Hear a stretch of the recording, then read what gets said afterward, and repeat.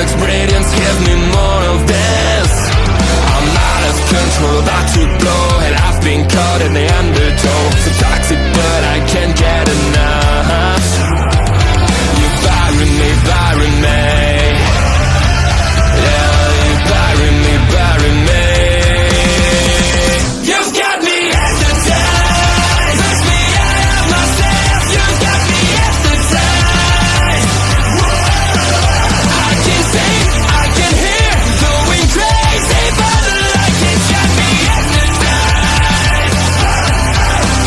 You've got me hypnotized. Get you out of my hand again.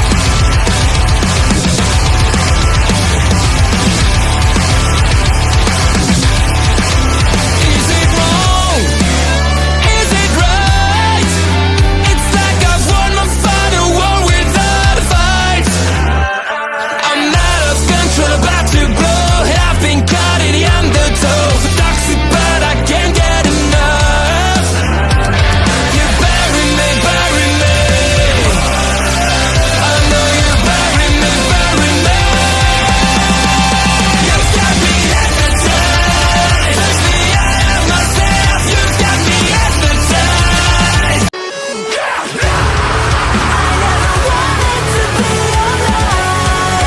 Just to feel like I'm fading. And though my heart breaks, I'm beaten down. I've crossed the line just to tell you. Don't lead the way, don't even say that I drown with a judgment in the rain. I feel like I'm fading.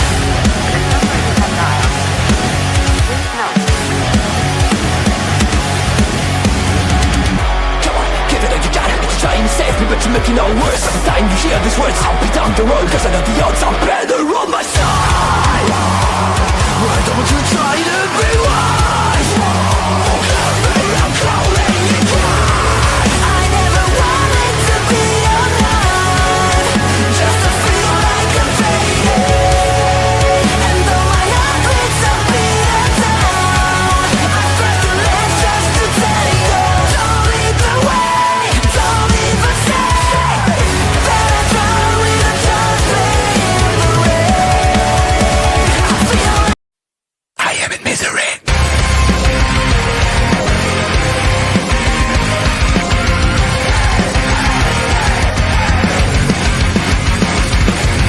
Everyone is watching me when I'm coming around. They all are judging me when I'm lying on the ground. I've got no shelter, I've got no escape. My life is a prison and I can't run away. I feel it in my bones, I'm losing it all. Stuck in my head, I am in misery. Deep inside myself, all I get, my only family. Stuck in the grave, can someone rescue me? I'm burning alive, I got it, I am in misery.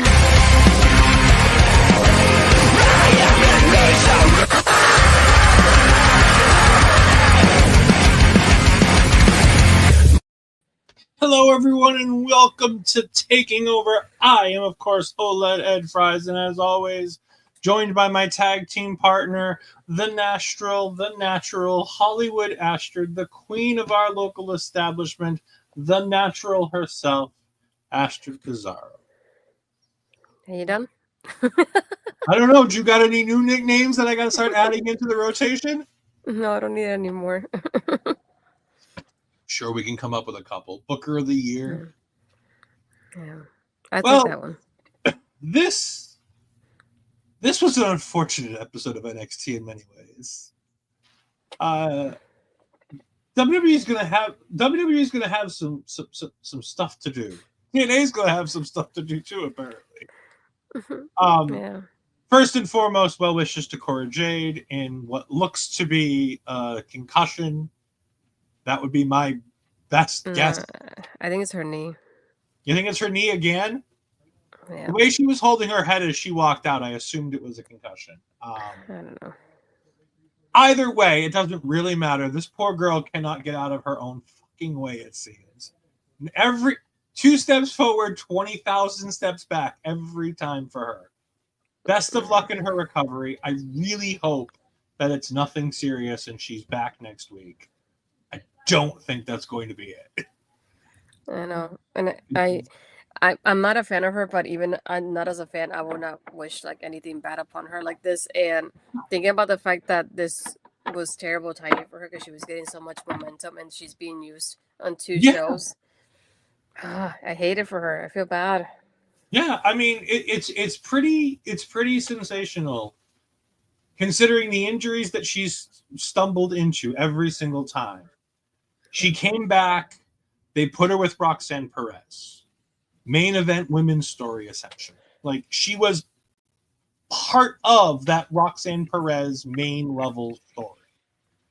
They pushed her to great matches with other people, and then as soon as the partnership was signed, she's crossing the line to take on Masha Slamovich, one of the best in the women's division over there, probably the best currently over there in TNA.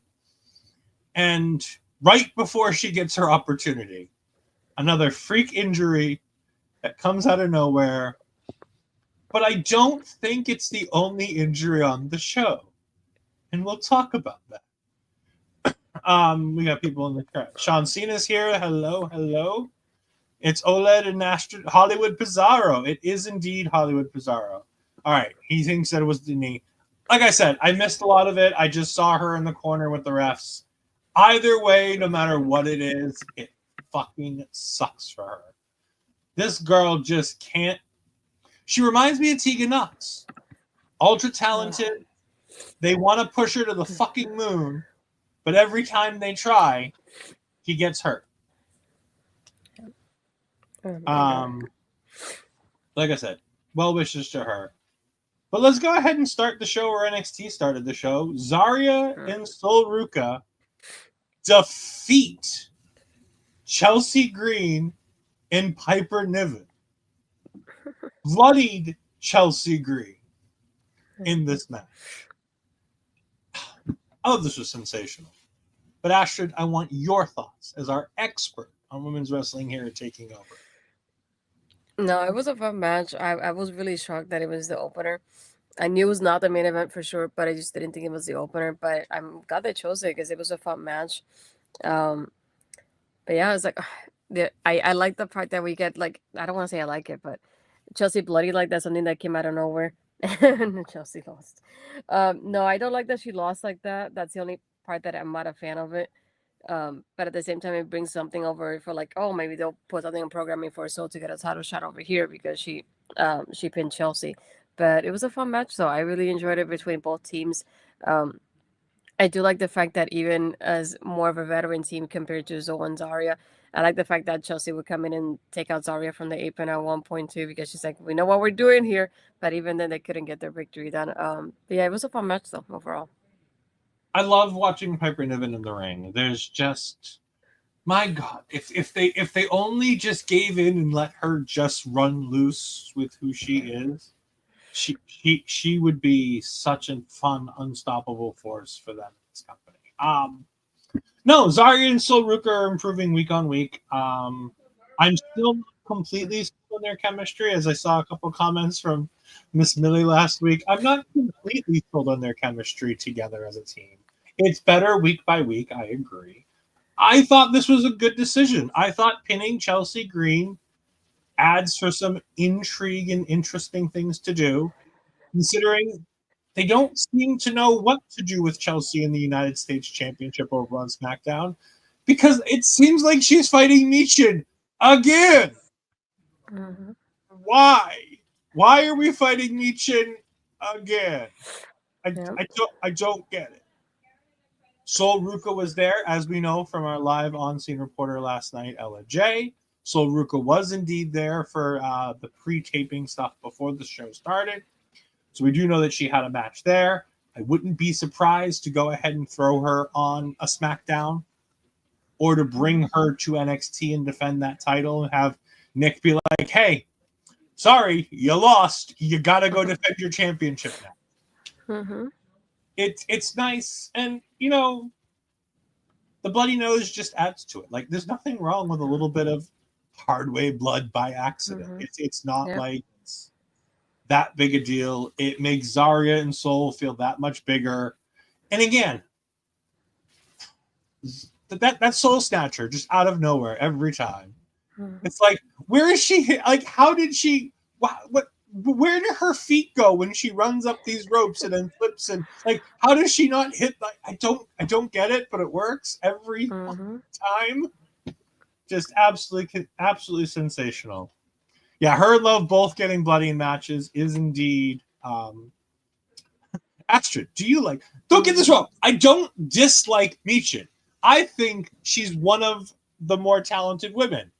I just think that we've exhausted Chelsea Green versus Michin for like 8 months. No, I do like. But I was gonna say I prefer her as Mia Yim, but I understand the name change is still one that I'm like about. I've been watching her since TNA, I believe, if I'm mistaken. I was also there when she was part of the Mae Young Classic too. I was one of the people. Sign Mia. So, yeah, I love Mae Young too.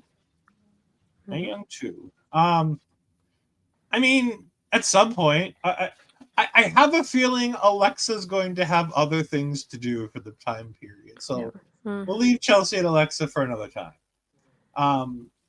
No, we have no confirmation whether or not Julia is injured. We don't know if it's a visa issue. Look, I'm going to be honest. If she's working in the United States, I almost guarantee you it's not a visa issue. She's working in the States. She's, you know, out there on the Florida loop with a taped up shoulder. I'm going to guess one of them's hurt. I'm going to guess it's her. And we'll have to wait and see with what happens. Chris LeClaire jumping in, Speedy Corey, as we said at the top of the show for Cora Jade. Hopefully everything will be all right, and it's just a small hiccup that they can get through and still let her have her match at Sacrifice, because God, she really deserves it. She's been putting in a ton of hard work. Speaking of hard work and Cora Jade and Jordynne Grace get into a fight backstage, yelling and screaming at each other. Something about Masha Slamovich, something about the TNA Knockouts division, something. Sure. I literally just wrote Cora versus Jordynne is made by Ava as their backstage. Because everything else here didn't seem to much matter. Because at the end of the day, I don't think there would have been a different outcome. I think Jordynne would have won the match leading into her match with Roxanne. We were always building to Roxanne versus Jordynne Grace. I don't think it was going to be at the New York show, but I think they were always building to that. So I don't think it's a huge surprise that Jordynne comes out on top. Speaking of backstage segments where really nothing happens but making matches, Trick Williams is yelling at Ava about getting Eddie Thorpe, and Cale Dixon and Uriah Connors try to give her a new office warming present because, you know what? I like that Cale Dixon and Uriah Connors follow kayfabe. Because honestly, I was trying to figure out what in the world would prompt Ava to have a new office until I remembered that her office got destroyed by the group because 4 weeks later, we still don't have a fucking name. No. By the way, I don't believe they were anywhere on the show tonight. I was about to say, I just realized that we're not part of this anyway, shape or form. Yeah. That seems like a fizzle in a dud of a group. That's not good for Dion Lennox, Mr. Reader Man. I'm glad we made you the focal point of trying to take out Obafemi at that pay-per-view. That made a whole lot of... Oh, okay. We're not doing anything with that. Okay, moving on. But no, Cale Dixon tries to give Ava an office warming present. Eddie Thorpe. Trick Williams wants nothing to do with it. He might as well be Eddie Thorpe in this thing because he only said 6 words and he just kept repeating himself. He kept telling him to back off, that this isn't the time they can come back and deliver their package later. It's like, it's not a package, it's a gift. Shut the fuck up and let them deliver their gift, and then you can get back to what you're doing. So apparently Trick Williams is going to have a match with Cal Dixon. And even in my notes, I put match in quotation marks because I didn't think there was going to be much of a match for Cal Dixon to have. That's why my message was very much like sarcasm to you. Yeah. How much are they going to? Oh, they're not. Okay. Oh my gosh. Yes, she should be full-time on the main roster. She should be full-time on the main roster after WrestleMania. There's one more match she needs to have. They're not going to have room for it at Mania. As I said on the post show, I think Bayley versus Roxanne is her swan song to NXT, where she goes to the main roster after she defeats Bayley, and Bayley continues this "what do I do?" her giving back time, where she's going to take a whole bunch of L's to a whole bunch of young talent to push them up to the promised land to get them where they need to be. Again, Triple H made sure that if anybody had any questions about what he thinks about Roxanne Perez, he made it perfectly clear when she tried to pop rocks Bianca Belair, got pushed into a code red, and then ate a sparkle splash, aka a twisted bliss. I'm telling you, there's nobody else in that match that was protected more than her, except maybe Naomi, when she got written out by Jade Cargill. Roxanne is going to be fine. Let Roxanne do what Roxanne's going to do. I think it's funny that you say protected. I know you mean protected because she wasn't in the match, but it's also funny thinking of protected when she got attacked. Yeah, that too, but you know, is what it is. She didn't have protection. I mean, you know, fuck around and find out, you know? Yeah. I like She a nice whodunit. She got jealous of Jade, she fucked around, and now she found out. But I'll give props to Bianca because the acting was chef's kiss impeccable, sweetheart. Loved it. Oh, we did. Oh, we spent a good 3 or 4 minutes talking about the greatness of Bianca Belair in that one, as she's having The an timing. absolute meltdown in that pod, where she's begging to be out of the match.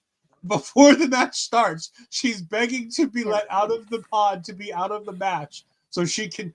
Bianca just throwing away opportunities left and right. She lost her opportunity to become the U.S. champion because Jade got attacked. She almost threw away a WrestleMania opportunity. I'm just saying. She likes to throw things away for Jade. While it's not Rob, what do you think about Ia beating Rhea? I think it's great. Every now and then doing something for the lulz is a good thing. Everybody and their mother knew that the match at Mania was going to be Rhea versus Bianca. We all knew it. We all said it. We were all ready for it. You know what? Every now and then, Swerve Bro is the right idea. I don't like to give him credit because somehow he's going to find out and he's going to take immense credit for many other things. But every now and then, just fucking up the plan that everybody thought was going to happen isn't a bad thing. Oh, SRS confirmed. I'm told Cora's injury was to her head, not her knee. There you go for you. I was right. Head. Wow. Every now and then, I'm right. I think they moved up Roxanne versus Jordynne because I think Rocky's working Mania. She might. I just don't think they have room for Roxanne versus Bayley at Mania. There's only so many spots, and Lord knows Triple H doesn't think that the women are more important enough to have big-time premium live event matches. Cough, cough, wink, wink, nudge, nudge. Like, he's better than most, but God, this man needs to be pushed every time to do it, doesn't he?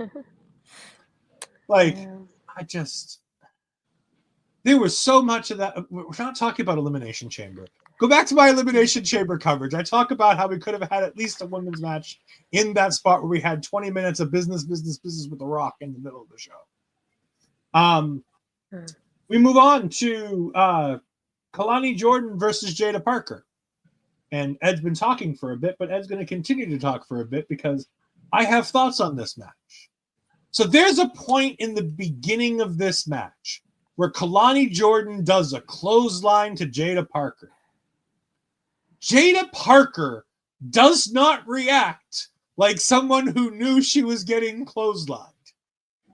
She fell about 5 seconds after she got hit with the clothesline, and she was just falling back and just decided, well, fuck it, I'm already here. Might as well fall the rest of the way. That started a chain reaction of spots where seemingly whatever was planned got changed. There was a spot where Jada had Kalani and she dropped her on like the top rope / like turnbuckly thing, and Kalani just plopped to the outside. That didn't look like it was the original plan. Jada then in the middle of one of the commercial breaks, I don't know if you were picture in picture for this, but Jada Parker is trying to do a Falcon Arrow and just absolutely drops Kalani like she was bricks. And then lastly, right towards the end of the match where Kalani's trying to do the shooting star, not the shooting star press, the Spanish fly. It looks like there was about 10 seconds of them trying to figure out what move they're actually doing at the top rope there. Not to mention, Jada throughout 90% of this match is grabbing her shoulder like, I don't know if I can do this. It could be good selling. It could very well be selling. I think Jada messed up her shoulder a bit here. I don't think it's going to be a big injury. I think it was an injury that hurt her in this match and won't hurt her going forward. Whether it's a strained muscle, whether it's a pop or a dislocation, I think she'll get it all back into place. Everything will be fine. Otherwise, I really enjoyed this match. And again, we need to put our little Jada Parker banner. Why am I not have that up when I'm talking about Jada Parker? Too late now. There's our Jada Parker banner. No, I thought this match was fantastic. I thought these two girls went out there and did everything they could to kill it. I thought there were a couple of, like I said, spots where the match kind of got away from them because they're two young talent trying to figure it out as they go along. But at the same time, they work well together. They fit together. Commentary really made this match feel like it was a big deal. Booker T didn't jump out of his seat every 5 seconds, so good for Booker T for some level of self-control. I thought this was great. I really enjoyed this. For me, it was okay. I don't know what it is about them that I just feel like they could do better than what they. I feel like they have more potential than what they showed out tonight. That's the only thing. So that's what it's like. To me, it's like kind of like so. I'm like in between about it. I did like the Spanish flight, but like you said, the setup itself, it just took a little bit too long, and it's just like that made it feel awkward and not as clean as it should be. So yeah, that's the only part that made me feel like, But I did like the fact that Kalani calls out not only Julia but Stephanie at the end of the match as well.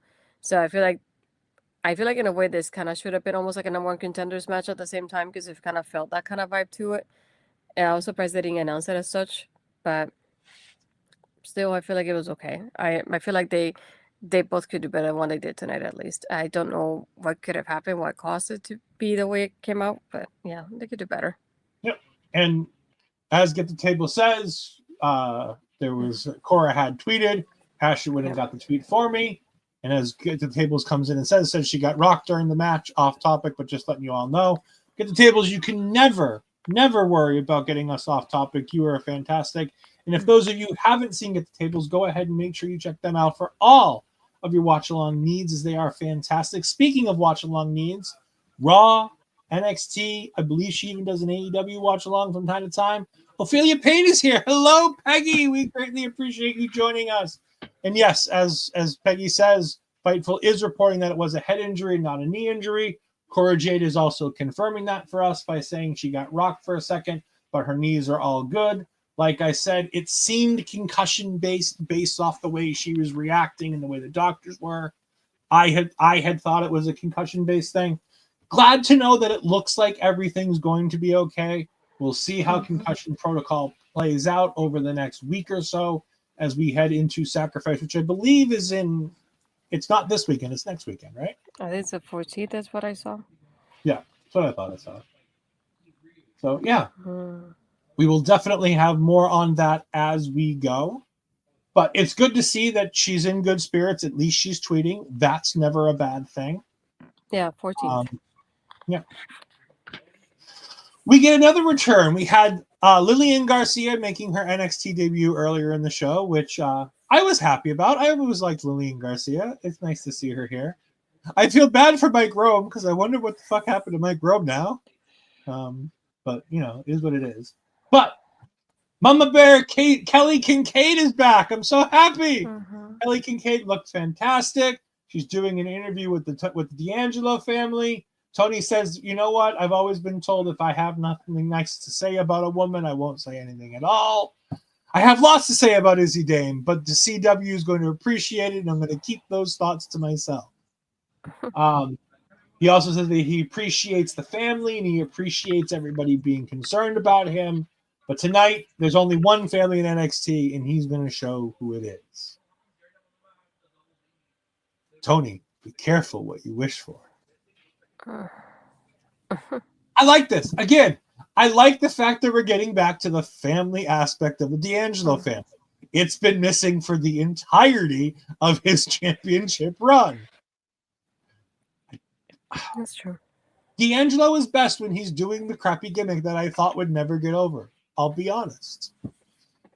I remember. I was going to say, I still remember that day where I came up, I saw the first vignette, and I'm like, that's bullshit. It will never get over. And here I am 2.5, 3 years later and going, you know, he needs to go back to that shitty gimmick and keep doing it because every time he goes away from it, he just becomes another guy. Dang. Those days. He really does. He just becomes another dude when he's not doing the whole family gimmick. We have an Oba press conference. I hate these things. These things are stupid. If you're not going to have real media. And by the way, was Scott D'Amore in the Moose one? Was that Scott D'Amore that I heard asking Moose that first question? Because it sure as fuck sounded like him. I hate how fake these are. And you can tell how fake they're because they don't show anybody in the audience. Yeah, it's literally just people from the PC asking questions off of a fucking index card. Why? I hate them. I really do. Like, don't get me wrong, I love me a good press conference. A good press conference, I love. There's nothing better than a good press conference where you have actual media asking actual questions. Those WWE post-show, like, media things, I like those. Those are fun. Because occasionally you get people asking stupid questions that they don't belong asking. And it's fun. And you get people asking fart questions like Malcolm with a Waffle House order. You know what? You have to know people's Waffle House order. Because the did you know they made Jay's Waffle House order into a fucking t-shirt? Oh, yeah. I saw that. I want that t-shirt. That looks dope. I want that t-shirt. But yes, good press conferences are great. These are fucking awful. And I wish they wouldn't do them. Although I will say here that Obafemi does say that he cannot lose to Moose no matter how important this match is. And he does feel that this match is important, especially with these two men both being of Nigerian descent. He says it's an important match for him. It's an important match for Moose. But more importantly, it's an important match for NXT because what happens if NXT's champion is a TNA wrestler? We're finally getting to the point where the companies are saying, oh, what happens if somebody else wins our championship? Thank fucking God it took you long enough. But it also means that I think it's going to happen at some point. There's like, a possibility if now. they're talking about it on TV, it only leads you to the possibility that they've at least planned out at some point one guy is going to win somebody else's championship. Again, I don't think it should be a main championship. I'm down for the X Division title. I'm down for Lexus King's shit championship. And I'm down for the North American championship. Those three titles, I think, could easily change hands. Or the tag titles. I could see the tag titles changing hands at some point on one side or the other. Granted, we won't have any of the greatest tag teams in history in that match, but we'll talk about that when we get to the Hardy segment. Speaking of, the Hardys come out. Like I planned it. Segue. Astrid, I want you to go ahead and talk about the Hardy segment because I have notes. Oh gosh. I like how they address Hanky and Tank and everything, but I don't know. I don't want to say I don't know if I have the words for them. To be honest. I just don't like what you said though, because as most of you know that while we're both watching NXT at the same time, we message each other with our reactions, even though we don't say everything, obviously, because we say some of it for the show as well. And Ed said, "Well, they said they're the greatest tag team, but I don't see the Dudleys in there, and I don't see New Day in there." And I said, Or the "I don't Usos. care." Or the Usos. Or the Usos. But I don't care. At least the Hardys. I prefer the Hardys over the Dudleys, so I'll stick to those. Like, so the Hardys are a great tag team. Don't get me wrong. I adore the Hardys. I grew up watching the Hardys. Literally grew up watching the Hardys. Like, I remember Jeff's debut where he's holding a fucking door at the King of the Ring because he lied to them and told him he was old enough when he wasn't. Like, I remember the Hardys. I remember, all of them. Them in the plaid pants when they're not supposed to be wrestling. I remember the Hardys through everything. I think the Hardys are great. But when I rank the greatest tag teams, and I specify this with when I rate the greatest tag teams in the WWE umbrella of championships, the Hardys are not at the top of that list. They're just not. They're near the top, but they're not at the top. They're not even remotely at the top. Because that kind of hurt me inside. You're talking about the New Day. You're talking about the Usos. That's your current run. You're talking about greatest teams of all time. You're talking about teams like the Legion of Doom. You're talking about teams like Demolition. You're talking about teams like Edge and Christian and the Dudleys. These are your greatest tag teams of all time. And then there's the Hardys. Two guys who, as much as we love them, never really do anything. They just go out there and yeah, I'm literally ripping Astrid's heart out in front of her, and I feel bad about it. That is so accurate, CG. Says the greatest team of now versus the greatest team of all time. I message Astrid and I go, "Where are the Dudleys? Where are the Usos? Where are the New Day? I don't see them." That hurt me inside. Because they're not the greatest tag team of all time. I was surprised that Edge and Christian were not on your list when you messaged me about the team. Yeah.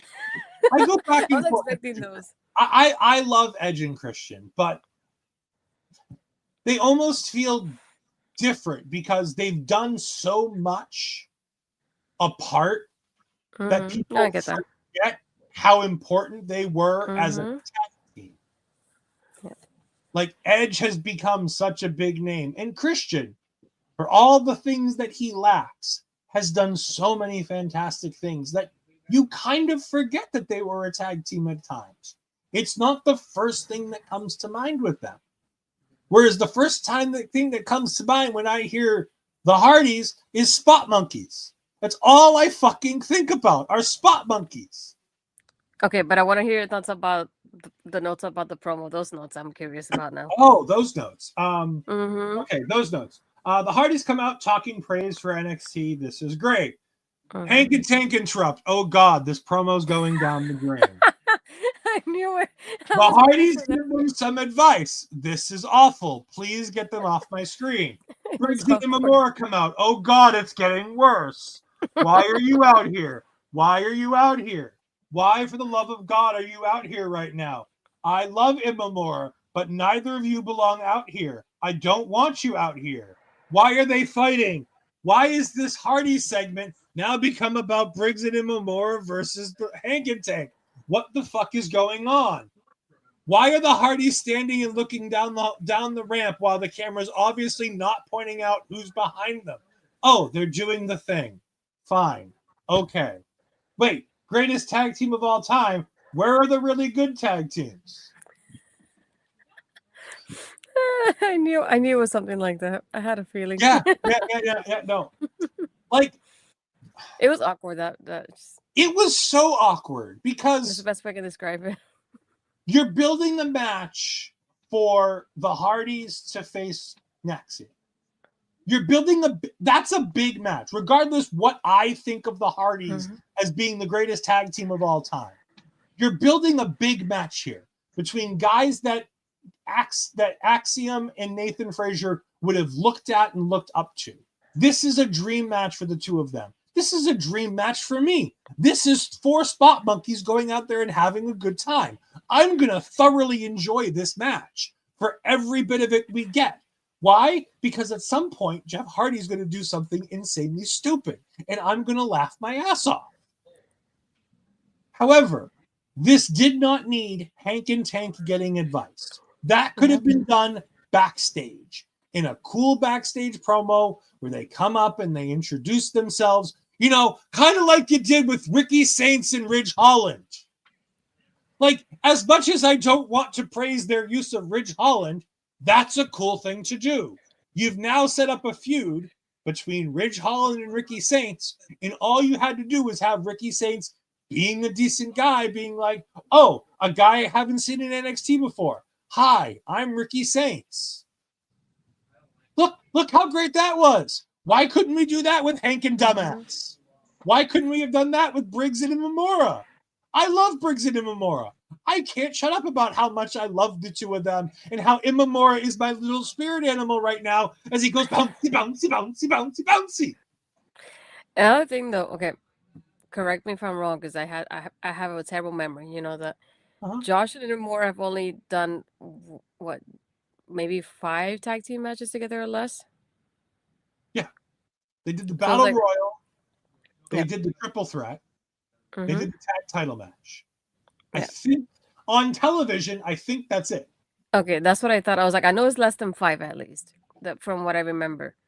And I remember the Battle Royal, and I remember the one that we saw, was it last week?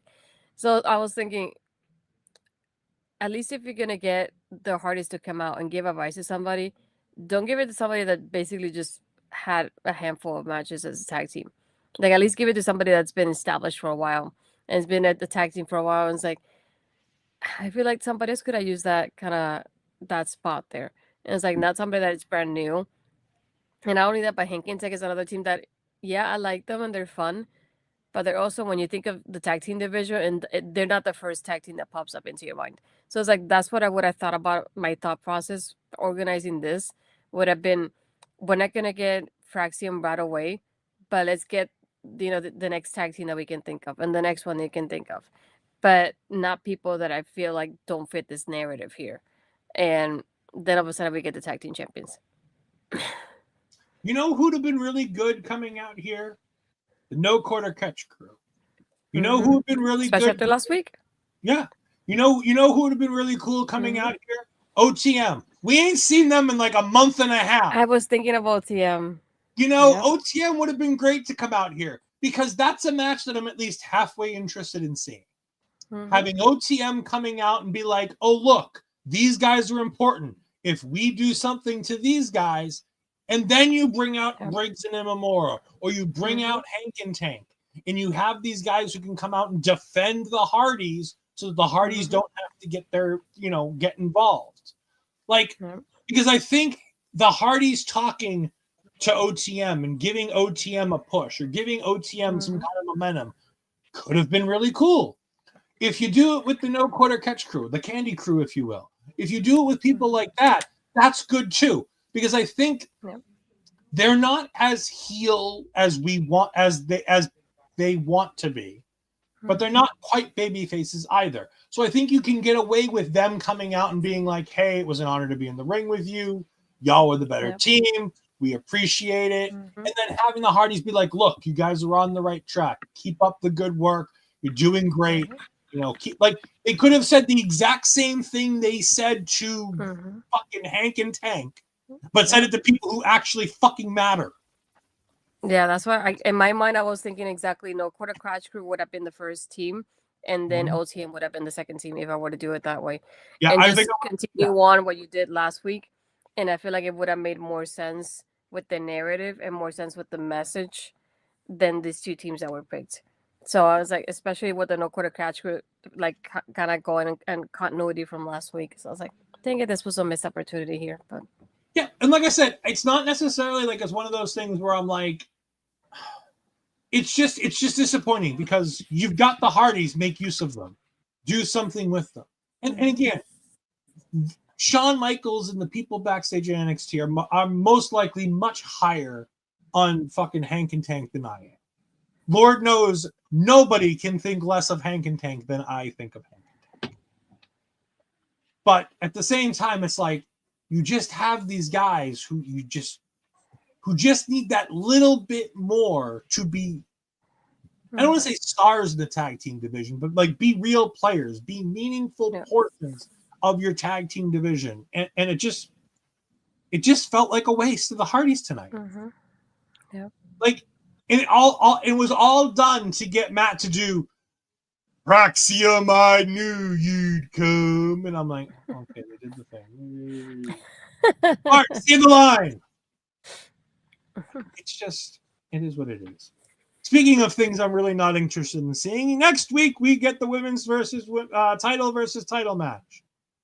Now, before I get picked apart for that statement, I am very excited to see Julia versus Stephanie McCoy. That match I am very excited to see. The match being title for title, on the other hand, not so excited. No. They also continue to say one woman is going to leave with both championships. They said that shit so many times. I don't think one woman is leaving with both of those championships. And I think we found out tonight who's going to get involved. It's going to be Fallon Henley and Fatal Influence. Probably, yeah. We'll talk about that in a bit. But first, we have to talk again about Cora Jade, which, by the way, Chris LeCaire is jumping in. Thank you all, by the way, for bringing this to us. We greatly appreciate it. We have said it a couple times. Yes, Cora Jade has apparently got her head rocked, not her knees. Her knees are fine. It looks like it's a version of a concussion. Hopefully, she can pass the protocol and she'll be back in action in no time. Auntie Collins is here. Woo! Make sure you guys check out both of Auntie Collins' shows right here on our local establishment. 2 out of 3, because right now women's classic wrestling is taking a bit of a hiatus as they go ahead and get ready. But she is still here every week with On a Ramble with Kyle and a variety of guests. So thank you for make sure you check out every Thursday night around 10:15-ish. It's 10:15-ish Auntie time. And Auntie time can vary between 5 to 10 minutes depending on when it is. And you can also make sure that you catch her and the wonderful Jose on the air every Saturday afternoon with the Mother Tucking Post Show as they talk all things RuPaul Drag Race. And while I am indeed not someone who watches RuPaul's Drag Race every week, I do make sure that at least on Catch Up, I catch the Mother Tucking Post Show every week because it is indeed one of the best shows that we have on here. It is fantastic. No, it's the truth. Auntie is one of the most entertaining people on this channel, bar none, and she's way ahead of me on that list. But we appreciate you being here, even though we know that you don't watch much WWE programming. So thank you for joining us. We greatly appreciate it. So, Jordynne Grace versus Cora Jade. The match stops, referee stoppage. Cora Jade got injured. It seemed to happen during the commercial break.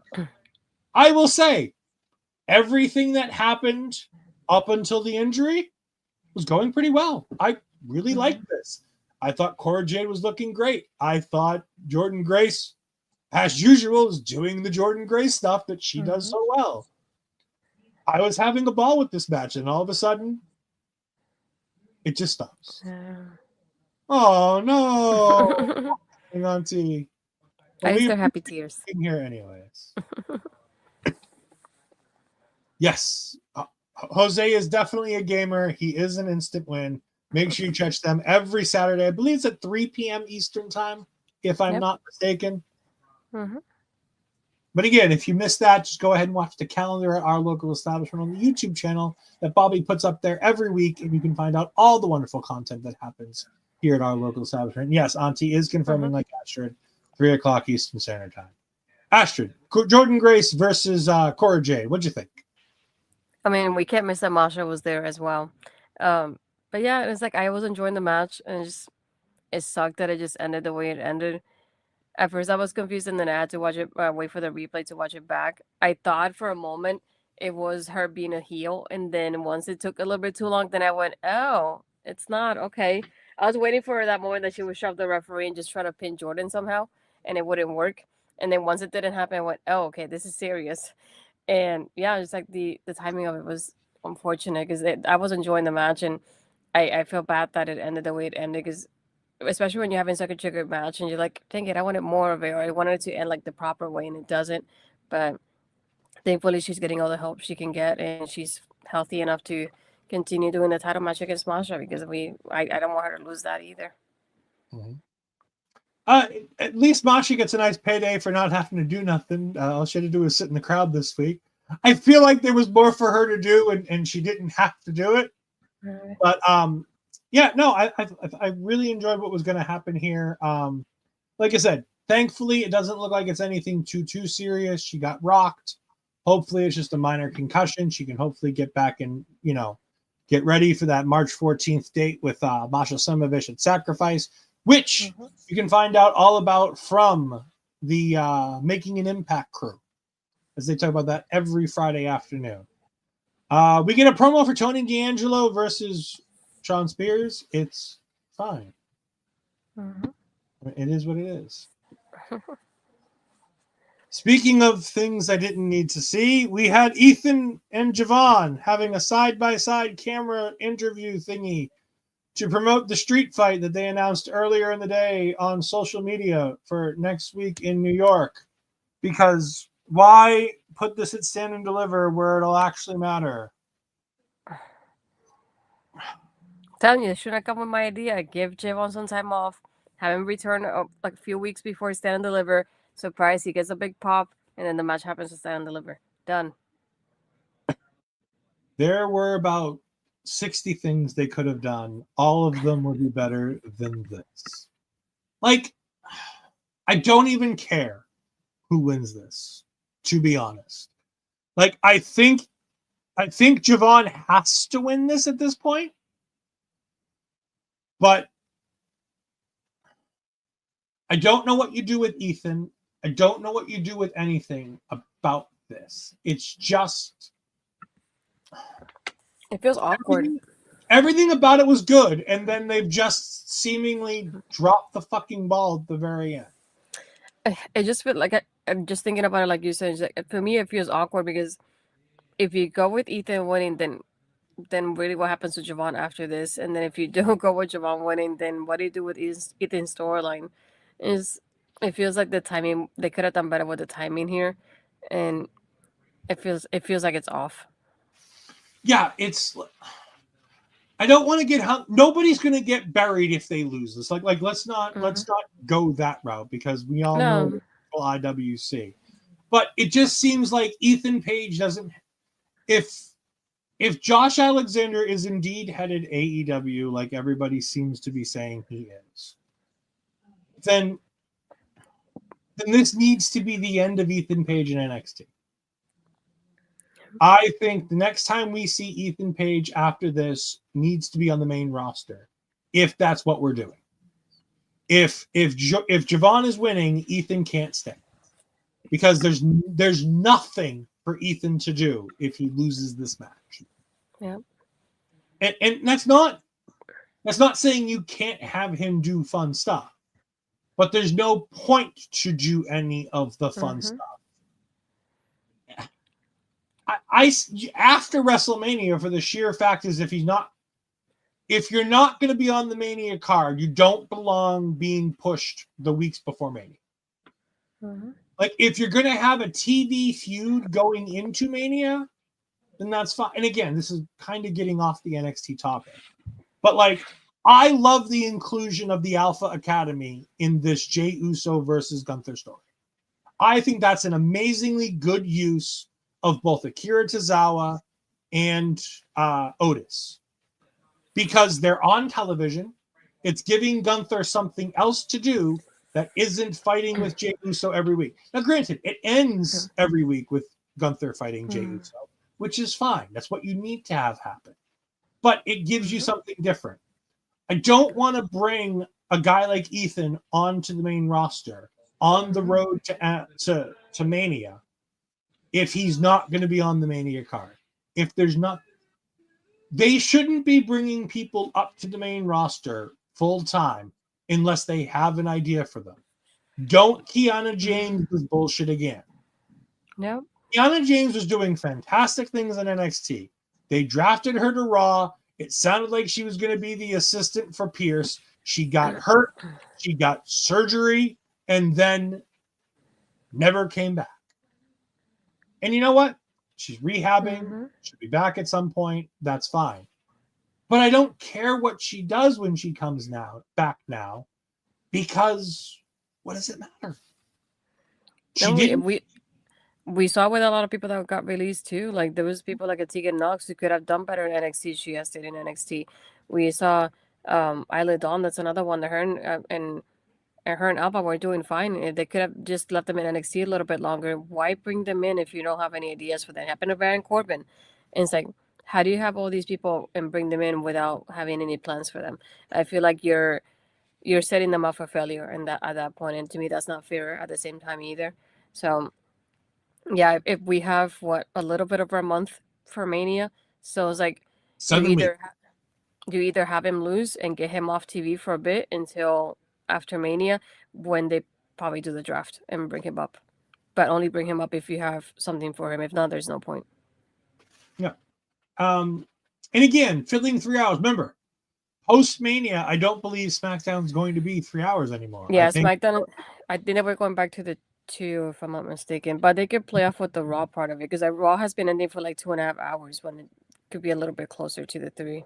But I think that's by design. They're telling the stories they want to tell, and they're telling the stories they want to tell in the time they want to. Yep. And that's what I like about it. They're not forced to have filler. They're just doing the things they want to do and telling compelling stories. Raw is a fantastic watch every week because of the fact that it doesn't feel like there's a lot of filler in between. It's tell the stories we want to tell, get done. If we tell the stories in 2 hours and 15 minutes, great. If we tell the stories in 2 hours and 45 minutes, great. If 1 week it takes us 3 hours and 45 minutes to tell the stories, I'm not going to be a happy camper, but fine, whatever. No big deal. But I feel like they should stick the SmackDown to the 3, because it's doing like better now. And I feel like if you're going to go after Mania and bring people up from NXT, you're definitely going to need that time. Yeah. And like I said, we'll see what happens as we go. And, let's not put the carts before the horse. All of this is to say that Ethan and Javon went at each other, and they're going to have a match next week. Great. Also, Astrid, as I am the Marvel Talk host, I do want to go ahead and have you explain this to me. Why does Ethan Page remind you of Clark? The curly hair at the top and the glasses? No. Oh, No. I thought I had it there. He does not remind me of the all-American boy who's just so good. He's not the goodest of boys. He reminds me more of the top, though, and I get the glasses. I just wanted to call it. Is it Clark supposed to be a good guy? Hollywood Astrid fan. Hey, I said look. I didn't say he was him. I said he looked like him. 3 hours and 45 minutes is way past Ed's bedtime of 8 p.m. You gotta remember, Ross starts at 8 p.m. for Ed, just so we're clear. Just so we're clear, Ross starts at 8 p.m. Trick Williams versus Cal Dixon lasted all of 10 seconds, if that. The bell rings, Cal Dixon gets ready to start going towards the middle of the ring. He gets hit with a trick shot knee. Trick goes ahead and starts to beat him down.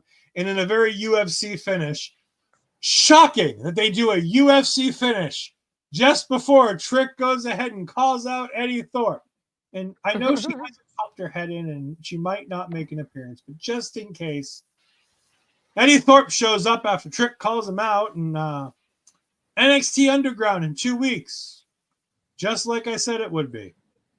Honestly, I thought they'd do it at the MSG show because the game's coming out, and NXT Underground is one of the 2 new match types that they added in the new game. So I thought with the release of the game, they'd have an NXT to promote it. They're going to just slightly after release as opposed to slightly before the release. Or Cal Dixon. Are they turning Trick heel? Like, I don't want to say heel, but I feel like he's definitely hitting more of a darker, like angrier side, like more aggressive. And I feel like when he goes against Oba, he's gonna be like, I'm not the same happy-go-lucky guy that I was when I faced you the first time, and that's gonna be a little bit different. And I like that. That's what I mentioned with when we did the preview show with Santi too, is I definitely feel like this part with Eddie's gonna make him go a little bit more towards that more physical, darker side. Because if you notice, we had the strap match, and now with NXT Underground match, it just matches our like I want to say call them like normal matches, but they're like more from the aggressive and extreme side, if like as they like to call them. So I definitely feel like we're gonna get more of an aggressive side. So it'd be like, yeah, I'm not the same guy you faced recently. I have grown, and Eddie Thor has made me feel darker now at that point. So I think this is definitely a little bit of a character change for Trick, and I think he definitely needed it because I liked obviously the way he is with the crowd, but at the same time when you go on the matches you can't be that smiley guy all the time either. You also need to be a little bit more aggressive sometimes and grow from there. So I'm glad he's doing that. Was the crowd? No, I don't know if you could hear the crowd chants. Was the crowd chanting Trick's crashing out? I didn't even notice. I swear I heard the crowd chanting Trick's crashing out. Trick's crashing out. I wouldn't. It wouldn't surprise me, to be honest. Roxanne Perez hits Jordynne Grace with a chair backstage because there was supposed to be something else here, and they had to put this here because of the injury to Cora Jade. We get a next week at Roadblock vignette with Vic doing the voiceover. Moose versus Obafemi for the NXT Championship. Naxium takes on the Hardys for the TNA Tag Titles. Julia versus Stephanie is title for title. One woman will gain both championships. They said it a couple times, so we got to say it here, even though I don't think it'll happen. Ethan Page takes on Javon Evans in a New York City street fight. Where is it? Where is it? A New York City street fight. It's in Madison Square Garden. But it's not Madison Square Garden proper. It is the theater at Madison Square Garden. So it is the smaller arena attached to the side of Madison Square Garden. It is not the Madison Square Garden where all the great WWE events have taken place before. It's a small event. Also, we can add to this, it was made official a little bit later on at the end of the Moose press conference that came next, that Roxanne versus Jordynne Grace was made official by Ava for this conference. The only thing that comes from this Moose press conference is that Scott D'Amore seemingly asked a question, and Fallon Henley asked when her rematch was going to be, because first Carmen got a match, and now Julia gets a match. And I'm like, well, Julia is at least the NXT Women's Champion. She can kind of call her own fucking shots, Fallon. You know, you step behind her when it comes to that. I mean, Carmen won a number one contenders match. They both had the right. Yes, but you shouldn't be having number one contenders matches taking place before you give the contractually obligated rematch. I'm saying that I get where she's coming from, but they both have a reason to get those title matches. Oh, I agree. Which makes it sounds funny. Which makes me think that she's going to interfere in said match, and that's why we're not going to have, one champion. Plus, it makes me think, oh God, I need them to interfere. We don't have one women's fucking champion on the show. No, and not only that, but I don't want to say usually, but I was going to say WWE at least used to be that kind of that when those kind of big matches happen and it's the first time it happens, we don't get like a clean finish per se, and then something always happens to like later on we get it on a bigger stage. So that's why it wouldn't surprise me if that does happen as well. Yep. Ricky Saints introduces himself to Ridge Holland, as we said earlier. Ridge says that he's not impressed. Ricky Saints continues to walk, and he bumps into Shawn Spears. And Spears says that the Revolution will be televised when he wins the title. And there is our North American Championship match for Stand and Deliver, folks. Ricky Saints versus Shawn Spears. What happened to the meme? I wanted the meme. No meme. Two guys who know each other. I like how he had to add Saints because he didn't want to stop and say Stark, so he kept saying Saints to make sure. This is fine. I'm all in favor of Ricky Saints versus Shawn Spears. I think there's a lot of fun that can come from that at Stand and Deliver on April 18th. And before we get to our main event, I do want to go ahead and talk about next week. Ashford has been working hard to get us some guests. Do you have any confirmed guests for our watch along of NXT Roadblock? The first one I discussed with you. Yes. Okay. So Santana, who has previously been on with me and Andre, and she was also with us for the NXT Deadline, I believe it was. Mm-hmm. I believe it was Deadline. I think it was Deadline. I forget what names they are at this point. But Santana will once again be joining us. We're very excited for this. We're going to be doing a watch along. So for those of you who remember that next week, there will not be a taking over as it normally is after the show. During the show, we'll be doing a watch along because Ashford wanted to do something fun and different for this show. I may be in and out. I may not be here at all. We will see what happens. But Ashford and Santana, if nothing else, will be here to go ahead and give you all of the wonderful things. I know you like the show STG. I know. But think about it. You can throw us off track during the show as we have thoughts and opinions during the show, and you can interrupt us. There's so much more time to interrupt us by doing a watch along than by doing a post show. We're still working on some other special guests, and we do have a Stand and Deliver post show guest that we finally worked out. So I'm very excited for that. Mm-hmm. We'll announce it in due time as we get closer to Stand and Deliver and WrestleMania weekend as a whole. But as we get ready to go to the main event, I do want to play the calendar one more time, and then we'll get to the main event segment. So we'll go ahead and do that now.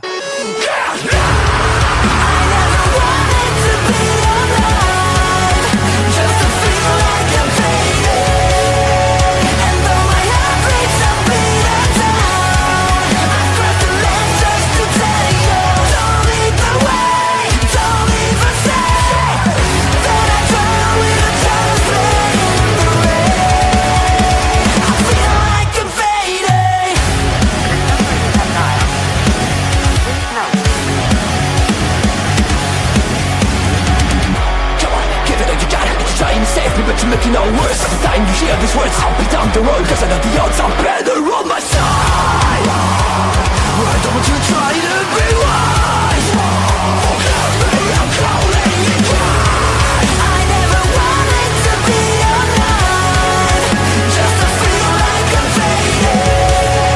And though my heart beats a beat down, I press the lens just to tell you, don't lead the way, don't leave us.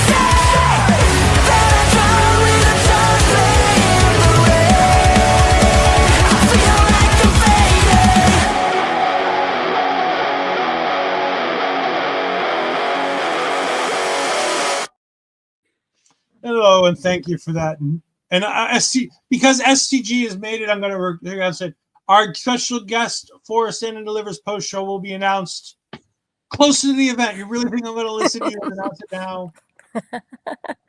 No, Japanese Wrestling Update will not be appearing on Our Local Establishment channels for reasons that I'm not going to get into on this show. But no, we will not be having Japanese Wrestling Update for a little while. So, yeah, we will make more announcements with that via Our Local Establishment socials, which you can find right down here at the bottom of the screen. When and if we have more information on that, you can find all of that information right down there. It's at Our Local Establishment or at Ole Podcasts on pretty much all of the platforms. Our main event was the NXT North American Championship match, which was between Shawn Spears, the challenger, and Tony D'Angelo, the champion. This is a good match. I like this. These guys had a fun match before that I really liked. This match was really good. Shawn Spears has always been one of my favorites. Whether it's Ty Dillinger, whether it's the Perfect 10, whether it was Stan, whether it was the chairman in AEW. I've always been a big fan of the work of Shawn Spears and the things he can do. This match kind of did everything it needed to do. It set up family versus family. It set up all kinds of drama between Shawn Spears and Tony D'Angelo. And then again, I'm going to talk about the finish, then we're going to let Astrid go ahead and give some thoughts on this on her own. I love the setup of everybody gets involved. Tony's on the outside of the ring, on the ropes. Stacks is on the inside. Spears uses Stacks to knock Tony D'Angelo down, and Tony's back falls on that steel chair that just so happened to be placed in the perfect position for this spot, like it was planned. But no, I thought that was great. Stacks instantly goes, shit, and goes running out to the outside to try to get to him. Spears comes out and says, this is your family, and he rolls him back in. Oh, I'm sorry, so much for family is what Spears says. As he rolls Tony back in, he hits the C4, but Tony D'Angelo kicks out because you don't do the obvious finish right there. I'm like, oh, more intrigue, more interesting things. Is Stacks going to finally do the turn here? However, I will say, watching this, I watched it back a little bit before we went live. There is zero reaction of joy and happiness on Stacks' face when Tony kicks out of that C4.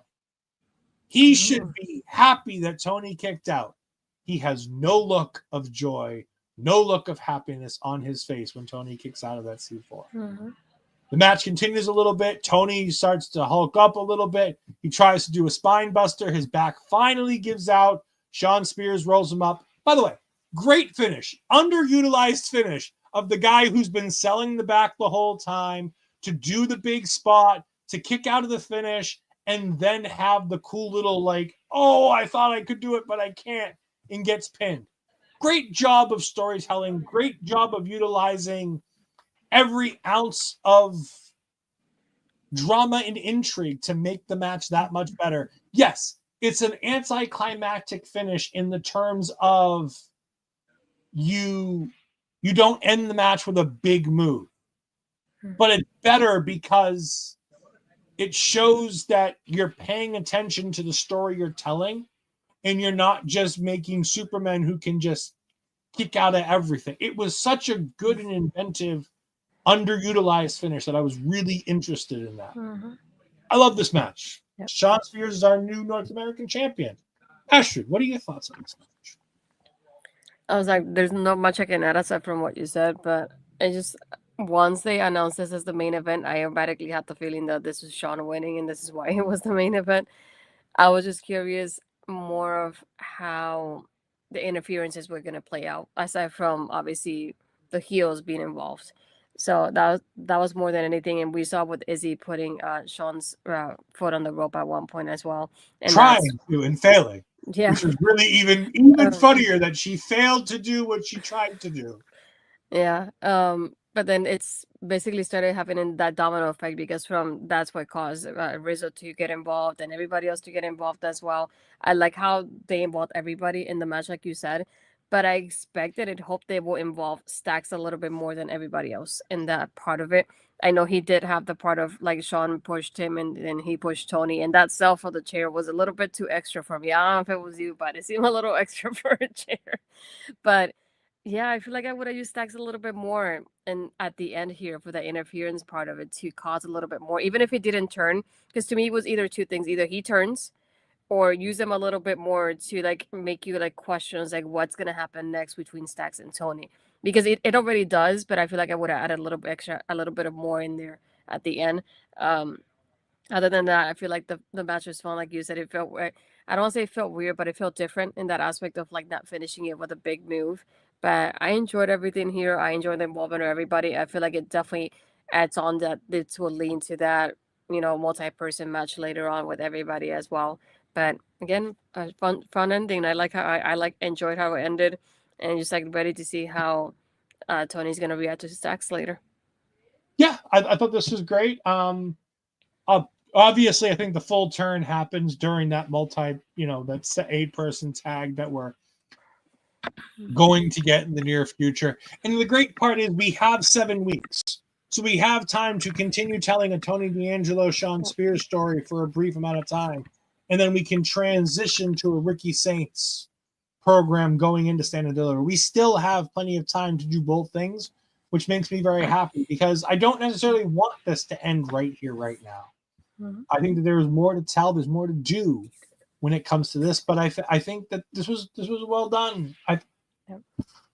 It's so funny because we talk about NXT every week. And I always say there's so many ups, and then there's sometimes there's just such head shaking. What the fuck are you doing downs? Ups and downs.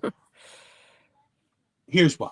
But no, I just think that it's how can you tell such great stories and also tell such awful stories all at the same time? Like it's I just mean, it's not gonna be perfect every week at least, but I think one thing I like about NXT is that compared to most shows, it is very consistent. That's the only thing I give to NXT. oh yeah. And I like how they consistently tell good story. Not every story is a good story, but they continue to tell interesting and inventive stories, and they continue to utilize the entire roster. Like there are, and we're going to use the women here because the women are the most important thing on the NXT shows. Trust me, NXT has told us that the women are the most important thing. They said that the biggest match in NXT history is Julia versus Stephanie McCourt. I'm like, I don't believe you, but at the same time, like I get it, but at the same time, I don't believe you. Like that's the biggest match in NXT history. There's been a lot of big matches in NXT history. I don't know if that's the one. But no. With the women, they consistently tell so many stories up and down the women's division every week in and week out. Like, we didn't hear word one about Carmen Petrovic this week. Hell, we didn't hear word one about almost half the women's roster this week. They had 3 women's matches. They made a 4th. And essentially, that's it. But they still featured Zaria and Sol Ruca, Piper in Chelsea, Kalani Jordan and Jada Parker, Roxanne Perez, Cora Jade, Masha Slamovich, Jordynne Grace. Not to mention Izzi Dame and Rizzo.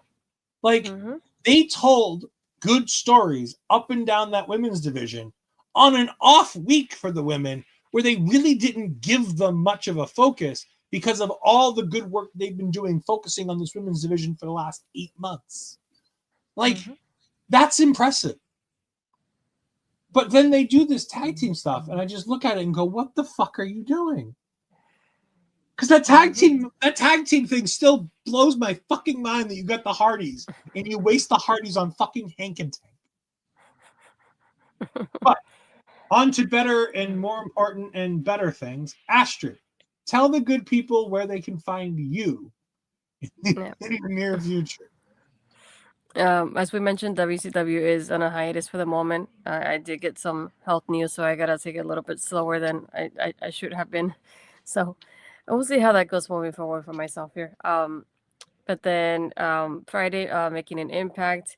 And I know this is not on the calendar because I forgot to mention it to you, the Ogre Lord that's not here tonight. But we do have a Traders post show. So if you're watching the Traders on Peacock, we're going to be discussing it on Saturday, hopefully around 6 p.m. Eastern. So we'll see about that. It'll be Auntie, Jose, Ella, and perhaps the Overlord and myself as well. Thank you. I'm trying my best. So hopefully we'll have a lot of fun with that for the moment at least. But yeah, I hopefully will be taking it a little bit slower. So not that I won't be on taking over, but taking it slower in every other aspect if I can.